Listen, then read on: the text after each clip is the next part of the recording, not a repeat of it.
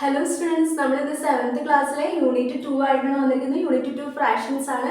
അപ്പോൾ കുറച്ച് കുട്ടികൾ ഡൗട്ട് വയ്ക്കുകയുണ്ടായി, എങ്ങനെയാണ് ന്യൂമറേറ്ററും ഡിനോമിനേറ്ററും ഒക്കെ വെച്ചിട്ട് ആഡ് ചെയ്യുക, സബ്ട്രാക്ട് ചെയ്യുക, മൾട്ടിപ്ലൈ ചെയ്യാമെന്നൊക്കെ ചോദിക്കുന്നുണ്ടായി.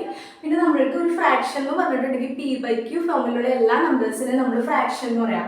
ഫോർ എക്സാമ്പിൾ നമ്മളിപ്പോൾ 1/4 എഴുതുകയാണെങ്കിൽ ദാറ്റ്സ് ഒരു ഫ്രാക്ഷൻ ആണെന്ന് നമുക്ക് പറയാം.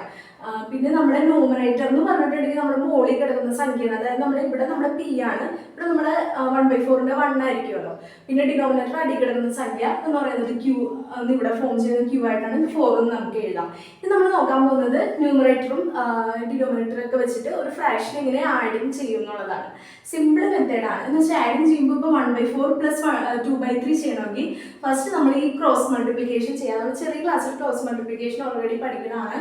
അപ്പോൾ 1 × 3 പ്ലസ് 2 × 4 ചെയ്തിട്ട് നമ്മുടെ ഈ താഴെ കിടക്കുന്ന ഈ രണ്ട് സംഖ്യകൾ തമ്മിൽ ഈ മൾട്ടിപ്ലിക്കേഷൻ ഇൻറ്റു ചെയ്താൽ മതി. സോ നമുക്ക് ആൻസർ കിട്ടി. നമുക്കിവിടെ 3 + 8 11/12 ആൻസർ കിട്ടി. അപ്പോൾ ആഡിങ് എങ്ങനെയാണെന്ന് മനസ്സിലായെന്ന് കരുതുന്നു. ക്രോസ് മൾട്ടിപ്ലിക്കേഷൻ ചെയ്യുക, താഴെയുള്ള ഡിനോമിനേറ്റർ രണ്ടും കൂടി മൾട്ടിപ്ലിക്കേഷൻ ചെയ്യുക, അത്രയും ഓർത്തിരിക്കുക. നമ്മൾ നെക്സ്റ്റ് സ്റ്റെപ്പ് സബ്ട്രാക്ഷൻ ആണ് ചെയ്യാൻ പോകുന്നത്. സബ്ട്രാക്ഷൻ ഒന്നുമില്ല, ഇതേപോലെ തന്നെ ക്രോസ് മൾട്ടിപ്ലിക്കേഷൻ ചെയ്തിട്ട് ആഡിങ് ചെയ്യുന്നതിന് പകരം മൈനസ് ചെയ്താൽ മതി, ഇൻറ്റു ചെയ്യുക. അപ്പോൾ നമുക്ക് ആൻസർ കിട്ടി.